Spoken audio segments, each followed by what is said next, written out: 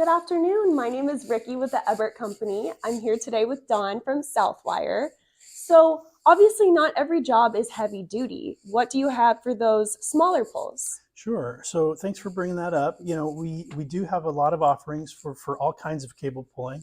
And probably the best piece of equipment that we have for smaller cable pulls is this cable puller right here.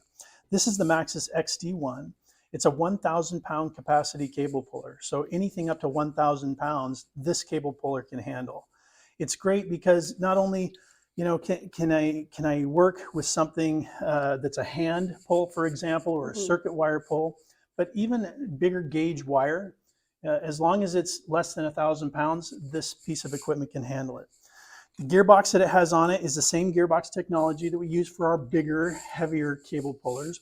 So that keeps everything very strong there. And then that gearbox runs to a capstan, just like a bigger cable puller. The great thing with this is I can take any 18-volt cordless drill from my job site, I can chuck it onto this cable puller right here, and then once I pull on that trigger, I'm pulling wire just like I would for any other cable pull. Awesome. Thank you for breaking that down. So what would you say that does for efficiency on a job site? So for efficiency, it's huge. I had a personal experience not too far from here, actually, with a contractor not too long ago, where we were doing parking lots. And we were doing parking lot lighting, and they had, a bazillion of these light poles that they had to do. They were really good at what they do, and they had it timed out specifically so they knew exactly how much time it would take from pole to pole to pole. Mm-hmm. So as we were doing it, when we went out into the job site, sure enough, they were kind of right on the nose, and we were pulling from pole to pole to pole at about 9 minutes per pole.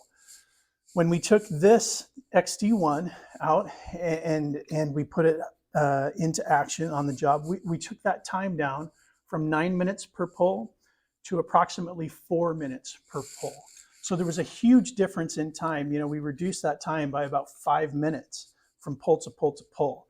And not only did we reduce the time that it took them to pull, but we also reduced the number of people that it took. So where they were using 4 people to pull that stuff traditionally by hand, they ended up doing it with just 2.